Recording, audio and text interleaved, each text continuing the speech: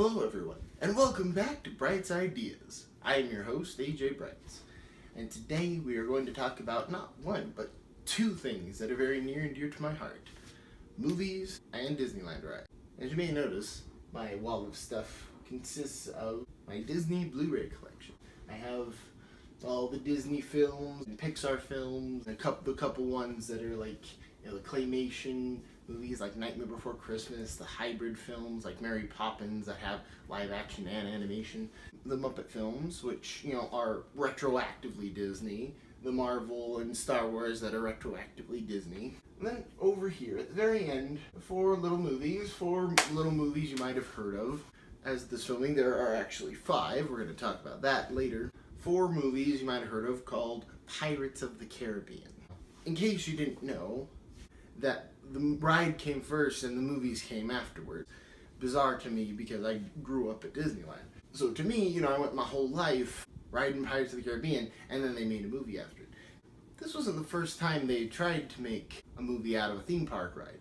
They'd done Country Bears a couple years before that, and then they tried to do Haunted Mansion with Eddie Murphy. Neither of those worked out very well. But today we're going to speculate because there's a lot of talk now that, Dwayne "The Rock" Johnson has been attached to the Jungle Cruise, which is fantastic because, he can kind of do both. He has that amazing, sort of hammy comedy he can do, but also, he can be serious when the situation calls for it. He's a very popular actor for a reason. Guillermo del Toro has been working on a Haunted Mansion movie supposedly for years. Still waiting on that. I mean, he's great, he's a good director. He's done some, good stuff. Supposedly they're doing Small World. Why it's taken them so long to do this? Certain things, seem better to adapt than others. The first kind of big obvious one, I think, Big Thunder Mountain. And I think that because there's been a lot of sort of push trying to get, what happened to Pirates to happen to a Western. We've had things like Cowboys and Aliens, Lone Ranger. We just sort of take this genre that was popular back in the day, but then kind of, fell off, or, fell out of favor.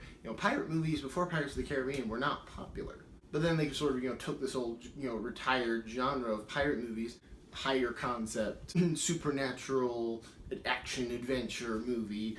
Basically, the cool thing about Pirates of the Caribbean is it's got something for everybody. And they seem like they've been trying to do that to Westerns. They just haven't selected the right property.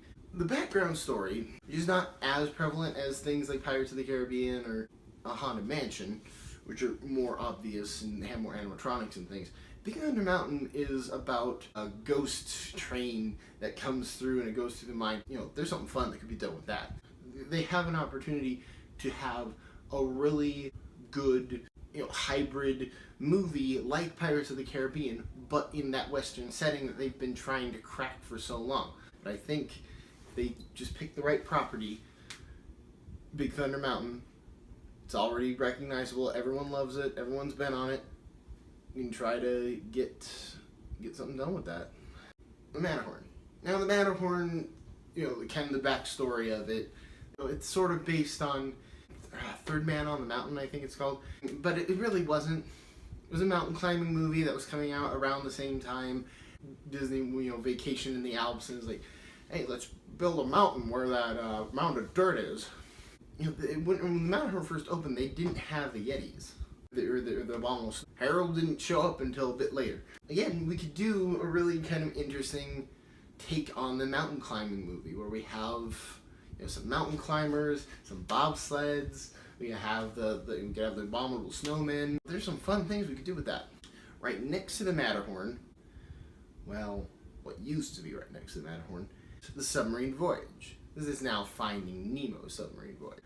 Cool thing, I think, is the old story of the Submarine Voyage really could have translated to screen very well. Kind of a submarine movie. Again, the sort of old genre we're not seeing too much anymore. But we haven't really had a submarine movie, let alone a supernatural submarine movie. I'm talking about if we do a submarine voyage, we're going, we find Atlantis, you got a giant squid, classic sea serpent design, the mermaids, the underwater volcano.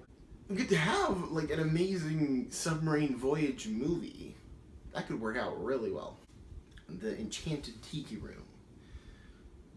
We kind of already have like a story, but we kind of flesh that out a little bit, make it really like, we have this enchanted tiki room, and we have these birds and these tiki gods and these singing flowers, and you put some characters in that situation, see them react to it.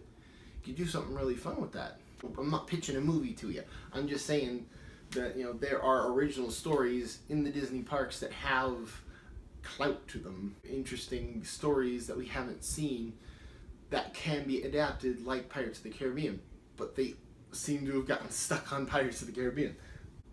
Yeah, so there's my rant for the day. Are you excited for Haunted Mansion? Are you excited for Jungle Cruise, Small World, anything? Do you think that more Disneyland rides should be translated into film?